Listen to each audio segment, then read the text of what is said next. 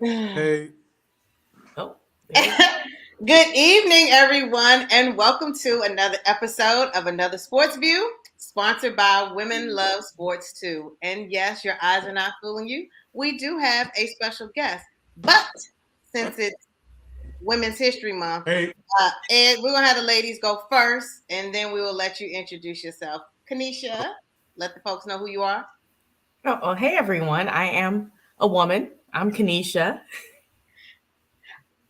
Oh, and Cheryl, is that you? I'm sorry, I couldn't see you for the helmet. Let the Yes. people know who you are. Hi, Cheryl. Hey, KK and TT. Um, how y'all doing? Hi, everyone. It's your girl Cheryl Green with the Big E.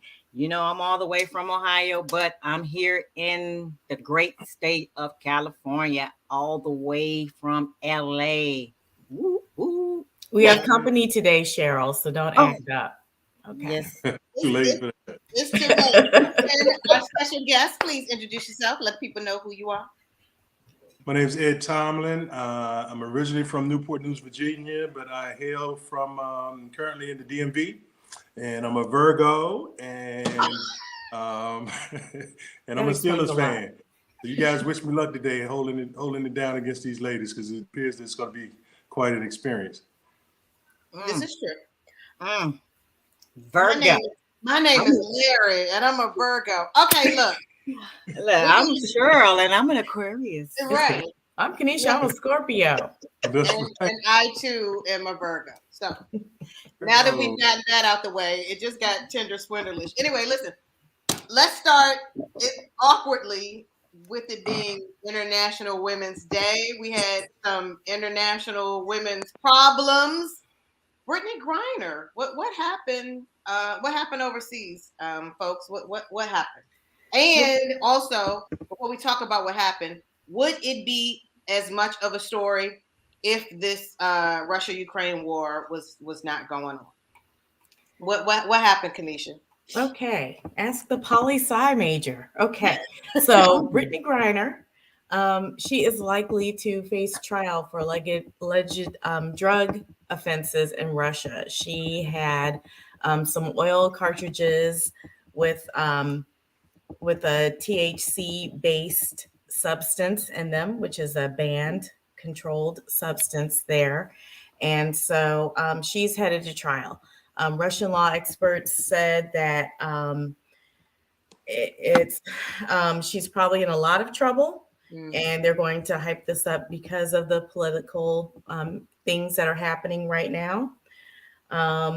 She should go pretty quickly to trial, and the WNBA begins in May.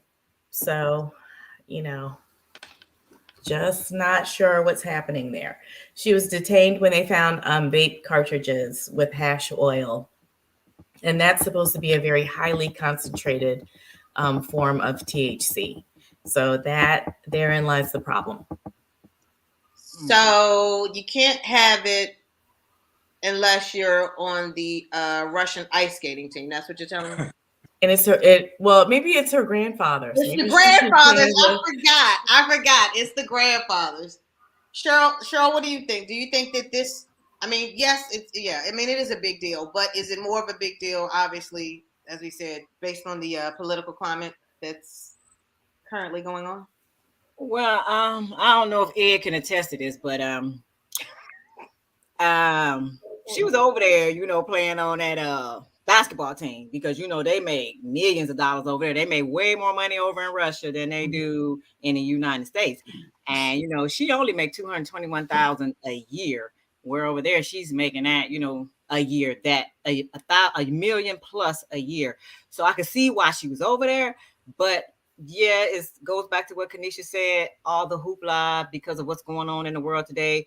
But my question is, where's those coaches at from Russia? Why they ain't standing behind her, come to her defense, trying to get her out, out there, picketing or something, I don't know, but there must be some good oil. What they use that oil for that she was trying to get it back here? Well, I mean, it's like I said, it's a a form of THC, of cannabis oil, and it's a very finely extracted. I don't ask me why I know this, but so it's even banned in California. So it's not unique. Like she shouldn't have it, obviously, but somehow she did. They found it in a like a customs check, and when they check that, the real issue or areas of concern are that her exact whereabouts are unknown, and how long she's been in detention is also unknown. Now, there are some concerns about how well she's being treated while detained, and they said there's no real reason for her to be mistreated. But you can imagine the worst. So we will see what happens. But free Britney. Yeah, Once because she again. did have a sign up like this with her name on it.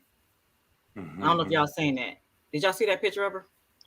Oh, her Like mugshot. mugshot. Yeah. It Yes. was like Oh. her name on it like that. Yeah.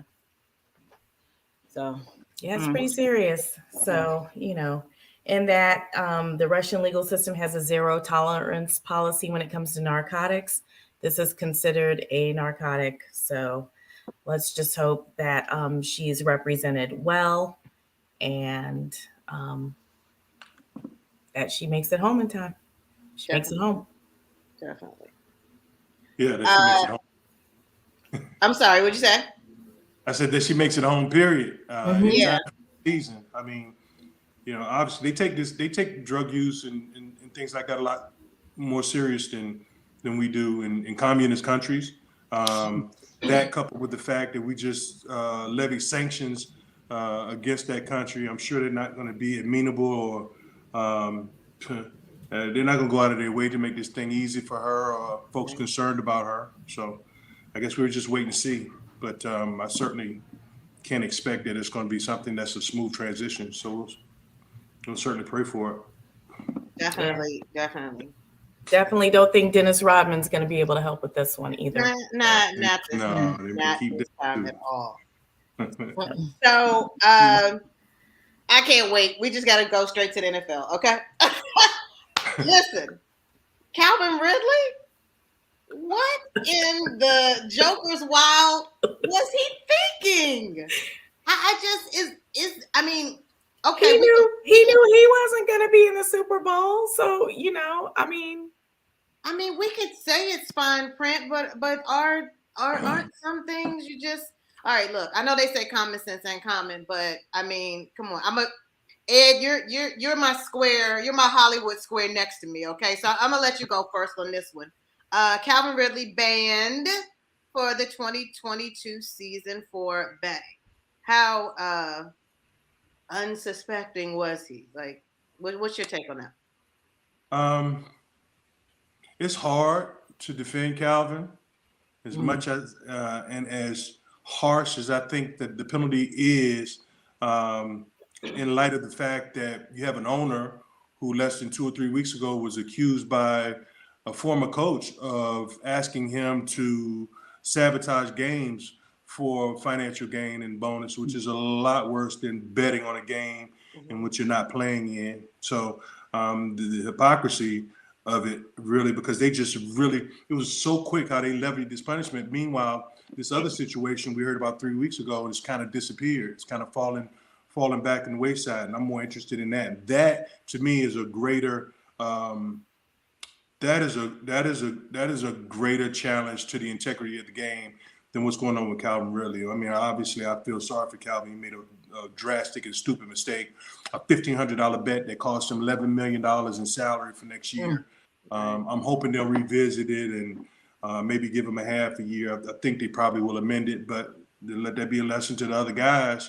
I mean, you really don't hear a lot about gambling in football, and that's good. Football probably wants to keep it that way, which is why they've reacted in the way that they have. So certainly hoping for the best for that young man. And he's still very young. He can recoup. He'll never recoup that $11 million, but he'll have an opportunity to earn once again. And hope other guys follow suit and be a little wiser in that regard. I think adds on to something, because when you think about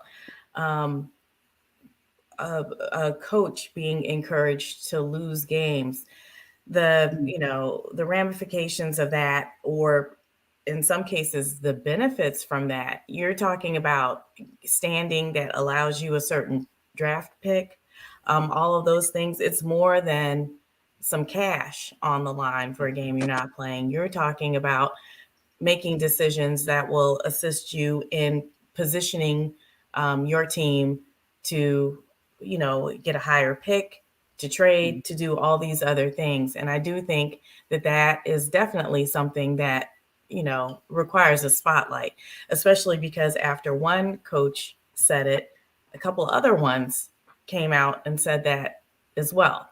So that's definitely something that merits further.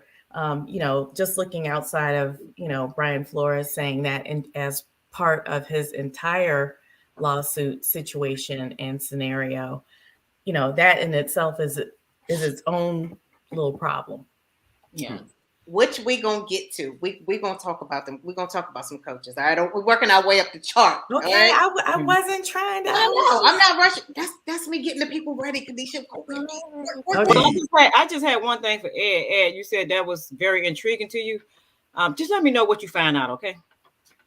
Yeah. I mean, I hope we all made aware. Give Ed homework assignments now. Yeah, keep me abreast of what's going on. She's like, get back to me on that. They already made me take out my gum. Now I got homework. Right. Write that down. Right. Mr. Tomlin, please mute your Zoom. All right. So from wide receivers up to quarterbacks, what we got to say about Russell Wilson to the Broncos? What you got to say about that? I wanted him at the Steelers. Remember we talked about this. Here we go. And why couldn't you put in a call? Why couldn't? Like, come on now. I had my own personal wish list too. I was I quiet. had to do everything. I was trying to manage my expectations, but that was on my wish list as well. And I got so tired of people talking about Sierra and her being in a place that's conducive to interstate entertainment lifestyle. This guy is about to get, I don't know, I didn't see the numbers associated with it, but I know Aaron Rodgers had a $200 million deal. I would think that him and going and getting a contract that's $150 to $200 million would be a priority. I don't know if she's dropped any albums lately or if she's been in the movies. Is she a movie star? She's a singer. But she's Russell Wilson's wife right now, okay? Right. She did have movies. He was not. Our producer is on the side talking about she wanted him at the Bears. That was not going to happen. Exactly. Nice try. Everybody had their own personal wish list. I certainly wanted him in Pittsburgh, and so I guess it's back to the drawing board, I suppose. Yeah. And then with Aaron Rodgers resigning today, I think there's only Deshaun Watson that's still out there, that big, and obviously he still has legal problems and hasn't seen his way clear of that. So I'm interested to see how that goes. Well, the Eagles are checking it out. Really? Okay. Yes. Are checking out who? Watson? Yeah, they were doing some vetting. I was talking with an Eagles fan about it the other day. She was like, "Girl," I said, just get him a Theragun and keep him out the. No massages for Watson. Only ice baths. Yeah. Why do you need 30 and or 40, BioFreeze? I'm sorry. 30 or 40 different masseuses? I just and those are just the ones that came forward. So they're like 20 some odd ones who came forward. You can imagine that there's at least, that number who didn't. Yeah. So my question is, what are you looking for? You know what I mean? Certainly not just, self-care. I mean, they're looking for a quarterback. It was like the Eagles. I know what we're looking for. I'm talking about what's Deshaun looking for. He has to see his way clear of this legal issue, and there's a lot of explaining to be done. Even if he's clear of the legal aspects associated as an organization, I want to understand what his thinking as it regards what it calls for in those types of services, and is that something that he plans on continuing, or has he learned his lesson? Because it doesn't require 40 different Instagram masseuses to take care of yourself in between games during the season. So I'm no You got- psychologist, but I'll take an attempt. No. I'm just, You got 40 different parts of the body that each one of them is specialized in. I suppose. Toes, hands. That ain't what Deshaun was. Listen, Ed, you took us all. Look, okay, as you said, let me reel this family show back in. Look, since you brought it up, Aaron Rodgers, who clearly I need to get over the whole, maybe I got COVID, maybe I didn't, because everyone else has gotten over it. I need to let it go. No. You haven't gotten over it? No. Do you get to lie on your job, keep your job? No. Good. All right. I'm still talking about it. Aaron Rodgers has re-signed. It's like he and the Packers made up again to a 4-year, $200 million extension. Woo. Make it rain. I want to play that clip. We do not care. It's a sports show, so we have to talk about it. Is he getting a haircut? Is he getting rid of that stash? I mean, it's a lot. Is he still going to be salty every time he plays in San Francisco? I mean, goodness. It's like, what? Yes. Is he still going to tell the Bears, I own you every game? Like, yes. Yeah, is he going to still win 13 games and have the best record in the NFL? No. That part. I mean, there is that part. No. That's the question. Yeah, that's why they paid him I think $154 million of that is guaranteed. It is, but they only gave him that much because they're competing with his podcast show. So they had to pay him more than what he's getting paid on that podcast show to keep him out there in Green Bay. Keep him on the field? Yeah. He did have he ain't gonna play all them games. He's not coming to pre what you call that camp. He ain't gonna play no preseason games.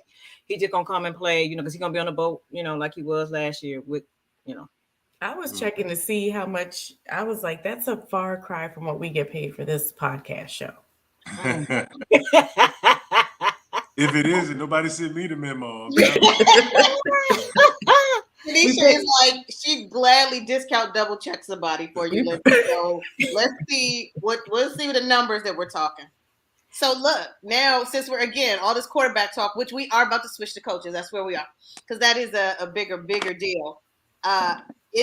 Will Brady unretire? Not just yet. He's flirting with it though. These guys are they're like divas. They've all been treated like pretty girls since the time they were able to distinguish themselves athletically. And I just think that, what's wrong with pretty girls? Hold on. No, nothing wrong with it. But guys who are treated like pretty girls tend to, act like pretty girls. I mean, what about pretty boys? They're the worst. That's a different subject. Yeah. But I think they like the attention. I don't think he's quite ready to go away. I think that he at the very least likes the attention and doesn't mind answering the questions, because the answer in such vague terms that, and certainly during slow news cycles, all you need to say is, or not seem certain, and that'll give them an opportunity to create some news about it.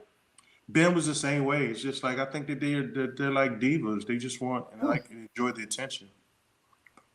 Yeah, okay. I can get down with that, a diva. Mm-hmm. Yeah, but we want the same pay. It's equal pay. Pay me like you pay him. That's what we want, right? Exactly. Not throwing a football anywhere. He's probably throwing a football in the backyard and he'd be like, he's coming out of retirement. So yeah. I think he's gonna coach Little League. That's what he needs to do. Or go to a high school or something like that. Or work with Baker Mayfield. I just don't think he's ready to go home. Yeah, work with Baker. We're gonna get to that. Who said that? Shots fired. There's always going to be an AMC shot fired on this podcast. Please believe it. And I was just over no woman's land in the NFC East. So speaking of coaching, not Brady coaching Little League, that is why our special guest is here. We're going to talk coaching. Kanisha, you have intro to this, or are we just jumping in? I'm passing the ball to you. Oh, okay. I'll take it. So we had a little preview here. The Tomlin name may be familiar. The voice may even sound a little similar. It was weird. It was kind of weird. I can hear it. It was weird, but siblings, I get it. I don't hear Yeah. nothing. Yeah. The hate is Hey, Baker. I hear that. She's just gonna be salty. right. So, as you see down in the corner, we've got Ed Tomlin, a DB from the University of Maryland, while they were a part of the ACC, Oh, and brother of Steelers head coach Mike Tomlin. But as we talk to Ed, you will understand that he's made a name for himself that demonstrates the Tomlin name has a reach in sports beyond coaching.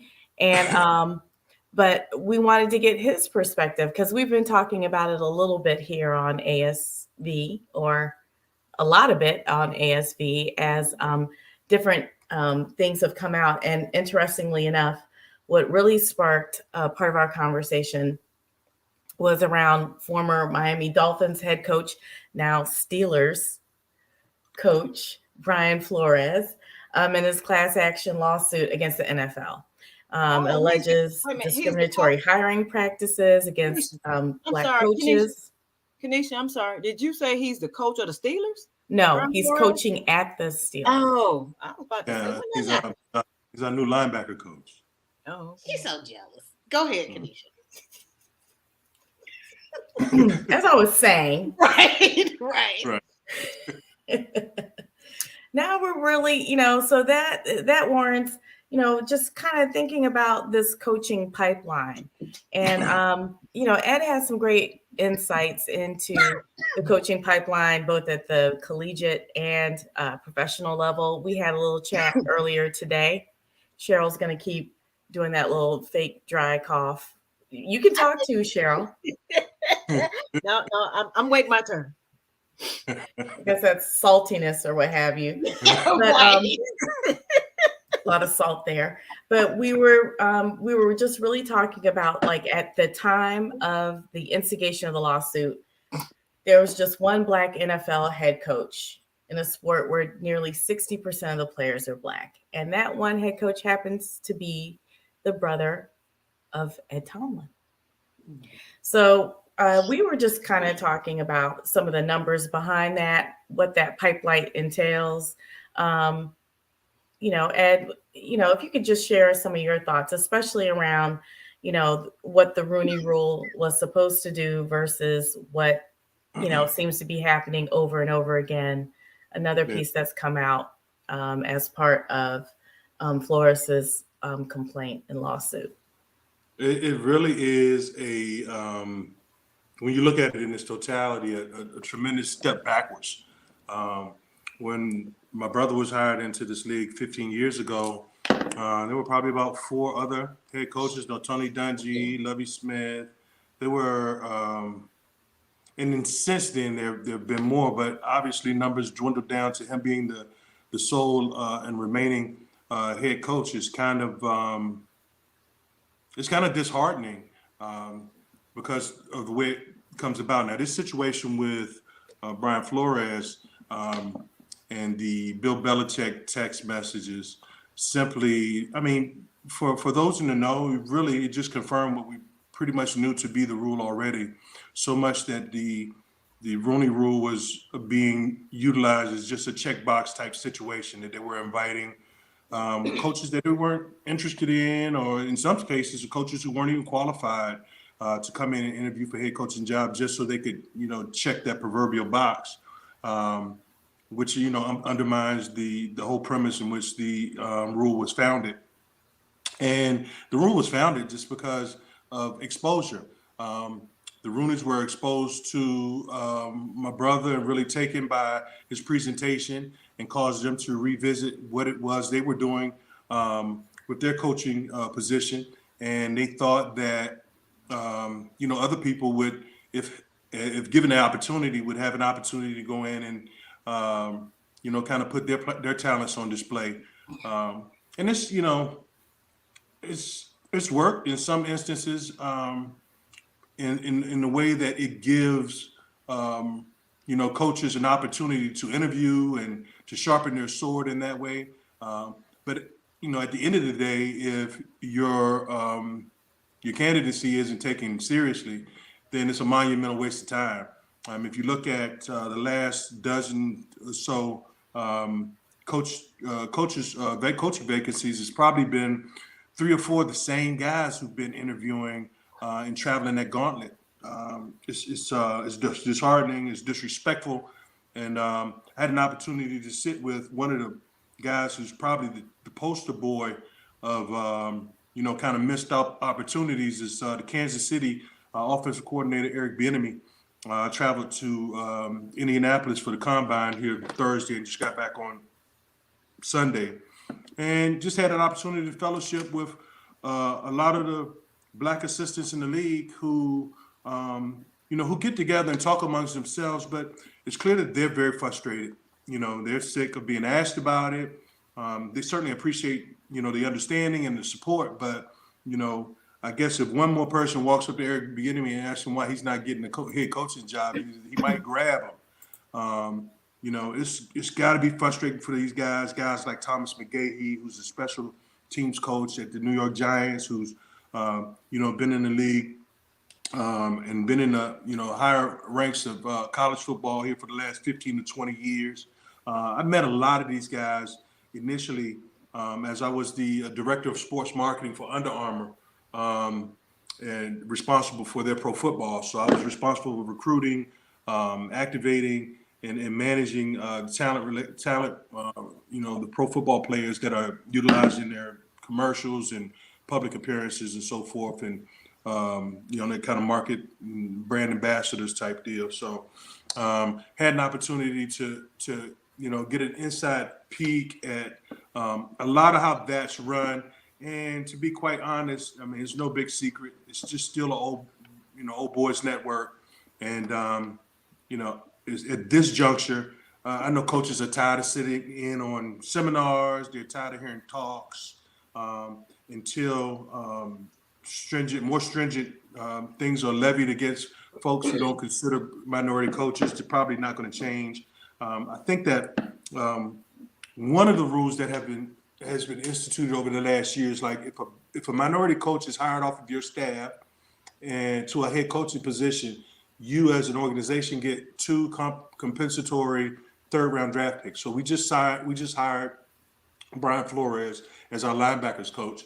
If he is in fact promoted off of our staff to a head coaching position here over the next few years, then our team, as an incentive for kind of building that pipeline for future coaches, are compensated 2 third-round picks.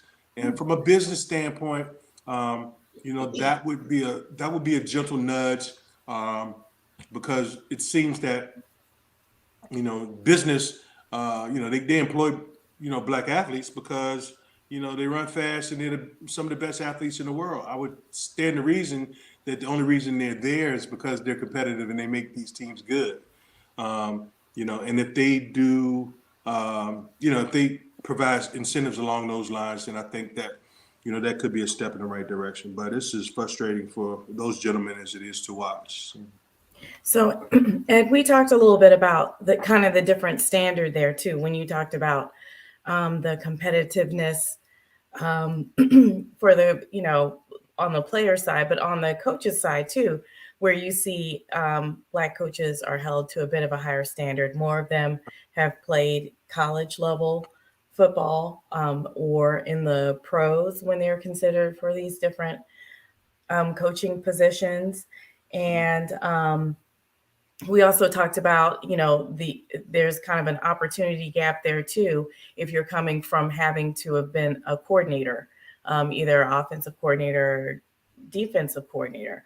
So is that like it's a bad analogy for football, but is that another hurdle that, has to get passed in order to? Yeah, there are a lot of hurdles, and it's not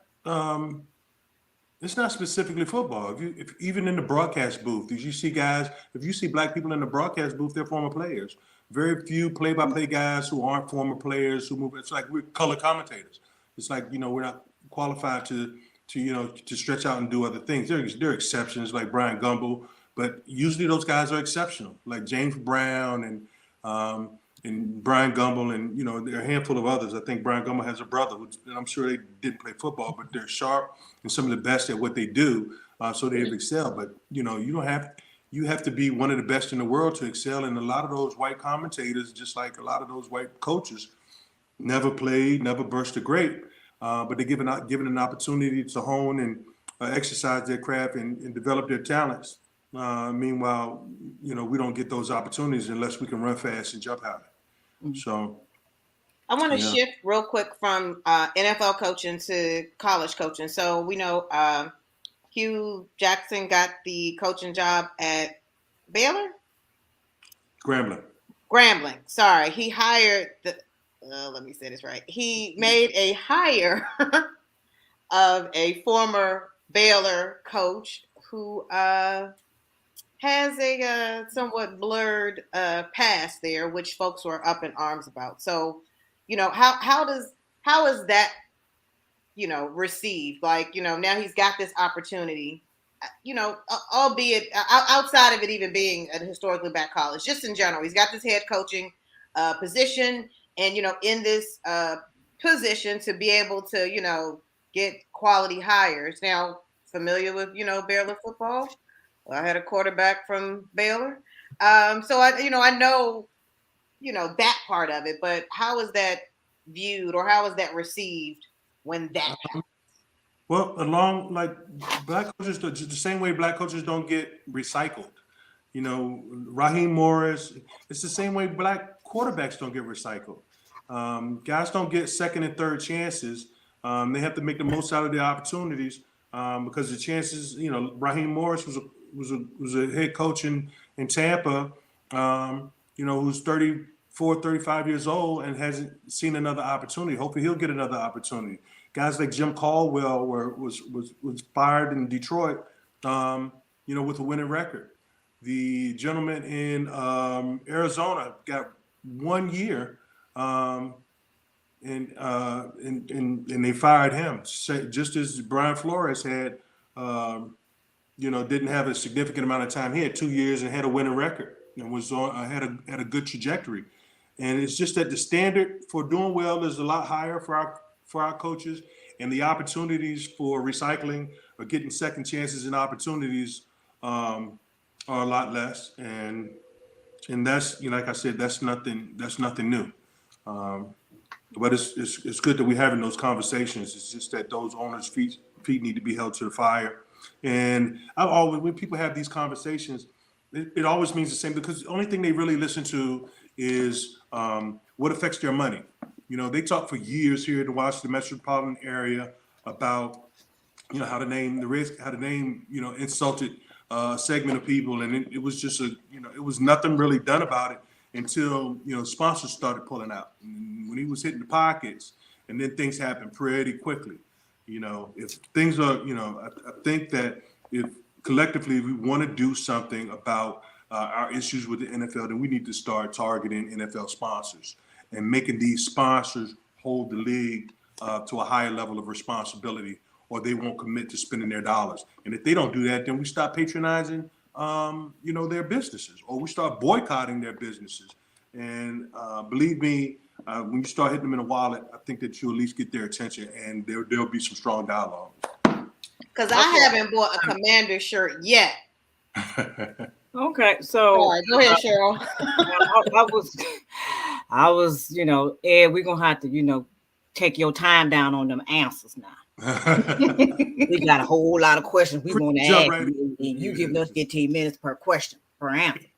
Okay, so they're analytical family. So, okay, Ed. So, and you are the brother to Mike, right? Yeah, that's my younger brother. He's 3.5 younger. How many brothers you got? It's just the two of us. It's just two of y'all? Mm-hmm. Okay, I thought I read on the internet and Wikipedia said it was 3 of y'all, but okay. No, I don't know about that other one. I don't know Okay. So, stand up. Okay. Okay, so is there anything in your upbringing that you guys had in Virginia that is a direct reflection of the success that you and Mike are having today? Cheryl got good questions. That's why I said he's taking all day to be answering. I got 2 more. I got to get in there. So come on now. We were raised by a village, primarily a single mother and our grandparents. We lived with our grandparents. Well, my grandmother was like more like a mother because my mother was going to school and working 2 jobs when we came up. But just around, and the grandfather who was very regimented and a hard worker, and so I don't know. I just think like even the Tidewater area is. There's a lot of, athletics are big, football in particular, and basketball too, but football primarily. And I don't know what I can attribute. I attribute a lot of our success just to enjoying football and committing to football at an early age, because you imagine that a lot of hours spent in preparation for excelling athletically kind of saved us from, time that we could have been spending doing some things that are probably less productive. I think football was a savior for me, and narrowly because I still wasn't involved in cared very much about academics. I was a non-qualifier out of high school. I got offered scholarships out of high school. I just didn't have the grades. I wasn't concerned about anything but girls and football. But when I graduated, I went out to Kansas to a junior college, spent 2 years out there. Earned my associates, kind of grew up really quickly because I was like 17 when I graduated high school, and was able to, pull myself together, get my priorities straight academically, and able to take my scholarship at the University of Maryland and go there and get my degree. But I just think, I'd have to attribute a lot of it to my mother. She always made it clear that we were going to college and that wasn't an option. We played, my stepfather and we played games as it regards pro football players. We had to know what college everyone went to. So like all of the players from the 80s and the 90s, we knew what college, or 70s and the 80s, we knew what college they went to, because going to college was a part of, playing football. It was just kind of like a psychological, something that was instilled in us, and it just wasn't an option. So I played football. I stayed eligible because I wanted to play football, and I did enough academically until I woke up and decided that obviously wasn't all about it. So my brother was an honor student. Growing up, he was ashamed because they give out the bumper stickers. To when you get done, and my mom would try to put a bumper sticker. He pulled the bumper stickers off the cards because the kid would tease him. And who was your favorite football team again? Me, I didn't really follow any football team. I followed. No, players. I say now. Who's your favorite football team now? Oh, the Steelers. What are you Are talking you about? sure about that? That ain't what I see on your wall back there. I see the Browns back there. I'll into that. All that orange back there. I just like burnt orange paint. I like earth tones and burnt orange. So. Okay, well I see. I knew she was going to go with that orange paint. She was going to try to find something. I knew that was coming. She was gonna be like, Ed, you're brown. It's a reach. And your wall is orange. The window is brown. Right. That wall is brown, which match my background. Ed, give me some. All right, you get a little bit for that. Oh my God. Ed, what kind of sports dad are you? I heard you're a sports dad. I am a sports dad. My youngest son, both my sons were football players in high school. And wrestlers as well. My oldest son was an All-American wrestler in high school, and both were pretty good at football. My oldest son took a scholarship to West Point, so he's a sophomore at West Point. He's no longer on the football team; he's on the boxing team at West Point. And my youngest son, who blew out his knee his senior year, is a freshman at Morehouse. Wow. So he's not participating in athletics, so of course his grades need to be on point. And they are. He got a 3.7. He was a B plus away from a 4.0 this first semester. But my oldest son will remind him that he got an A in calculus and not a B plus. So they compete. I mean, they've always competed. Who could brush their teeth the fastest? They always been very competitive. And wait a minute, Ed. Wait a minute. Hold on. Hold on. I don't know if you know about this. Your kids have a little YouTube, little thing on YouTube, a YouTube challenge. I hope my daughter telling on them. Yes, your daughter. You got 4 kids, right? And so they were to see the challenge was to see who could put the best makeup on your boys. It was a competition. So I want to know, who do you thought won that competition between your sons? Putting on makeup on their sisters. I think I remember McCain and the youngest son did a better job on my baby girl than my big boy Caleb did. Okay. Yeah. But there's something else. Like I said, my oldest daughter, she has a YouTube page with over 70,000 followers. She was actually flown to LA to do something with Ariana Grande, some type of I guess it was like a Halloween musical, kind of like a Rocky Horror Picture Show. Ariana's mother saw her sing on her YouTube page and invited her out, and she performed. And my youngest daughter just got back from LA with her mother. She's done like HBO Plus and Netflix acting, and she is supposedly about to sign with some agency. I'm not really happy about the prospect of it, but Daddy's supportive, and she seems to be passionate about it. So be prayerful in that regard. I don't want to kill nobody out here messing with my baby. It's a dirty we business. gotta have you back on. You can't go kill nobody. We can't. Nah, we don't have a broadcast from the set. Okay. I know, yeah. We can't Y'all broadcast. Yeah, that's right. We're not going to be caught up in a deposition. Right. You guys are party, y'all. You guys are party, so I made a spoken, so you may have to testify. Right. We Genuinely didn't want to hurt anyone. Yeah, so you can say that much. There we go. Yeah. We do one more question. Shifting back. Okay, we're back to the I did NFL. your homework, talking about my baby's YouTube pages and everything. I'm telling you, Cheryl, you own it. Don't make Cheryl mad. Don't make her too mad. Right. She's highly trained and skilled in something. Combat, YouTube. Yeah, see, his son is in West Point. I'm a 32-year veteran, so your son going to school, be an officer. I got it. It is what it is. Yeah. Awesome. Yeah. No, that's good. He's gonna be all right. Very proud of him, and that we don't necessarily come from a military family, but he had his mind made up, and unlike a lot of kids, the decision he made a year ago is probably for the next 40 years as opposed to the next 4 years. So I'm kind of excited, but he's always been that kind of kid. Yeah. Well, before we wrap up, one last question. Back to the coaching and the disparities in the league.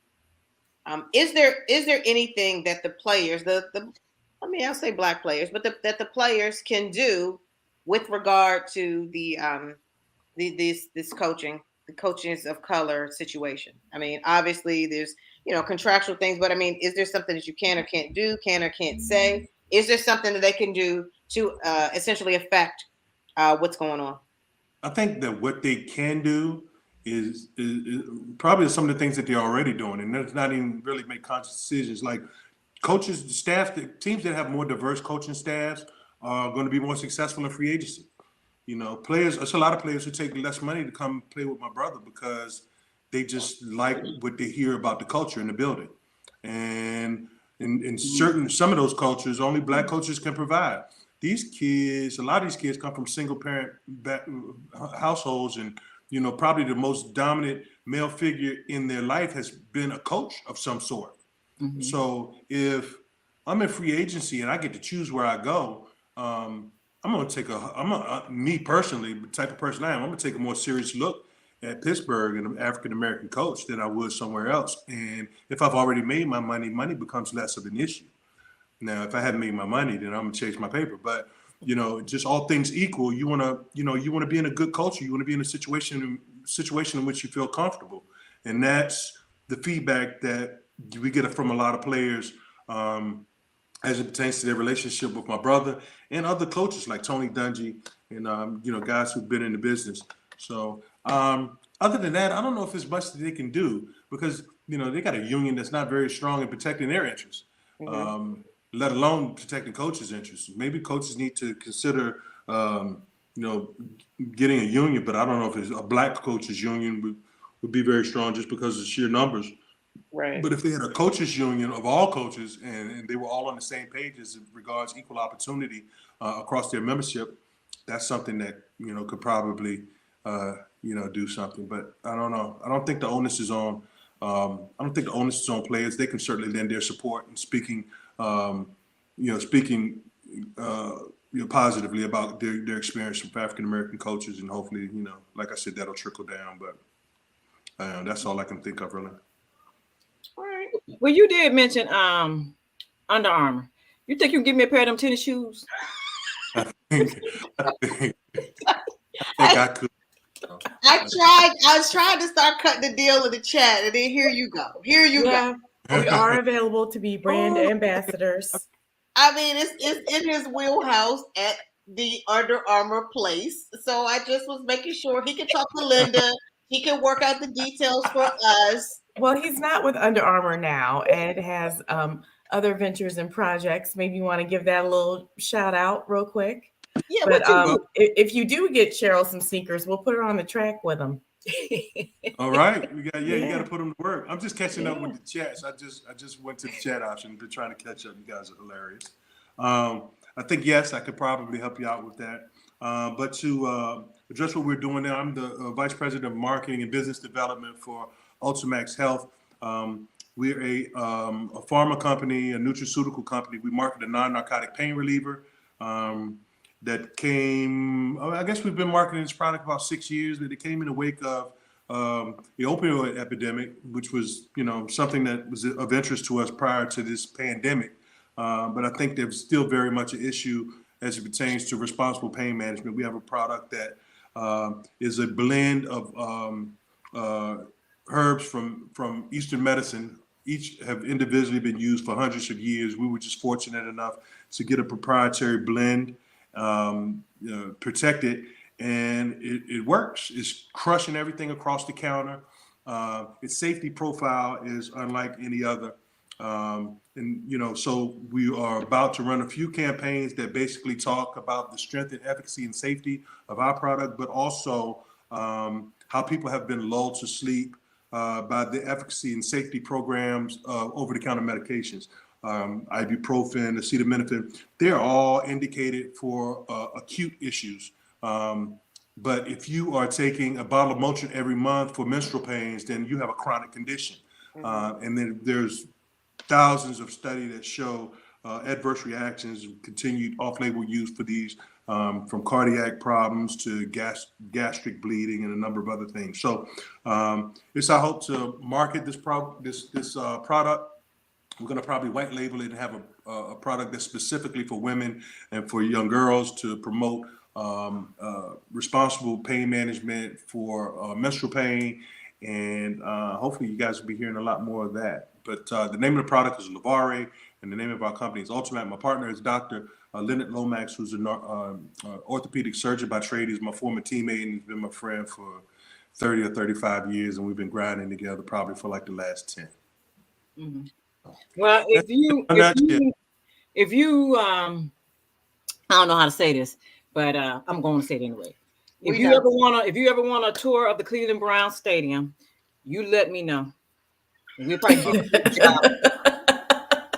that what you wanted to say? Someone tells me he's been there before. Right. Yeah. So in conclusion, I always feel like a winner when I leave too, for the most part. But could we get some pain management? Could we get some pain management assistance to deal with Cheryl and her antics? Maybe. I know a few people who are pain in my. Well, never mind. You probably don't have something for that yet. Listen, we thank you so much for joining us today. We would love to have you back, especially during regular season. Yeah. Even better during the Tuesday after a Browns Steelers game. You can only imagine. I'm gonna commit. Thank you again. I'm gonna commit to that right away. So then, if that's the case, Ed, I'm gonna need you to get us some tickets. I want to be in the booth, and we can do me and you can do the podcast from the Browns Stadium. From the luxury box. And you get Mike to get Kenesha and T Hatch in the Steelers.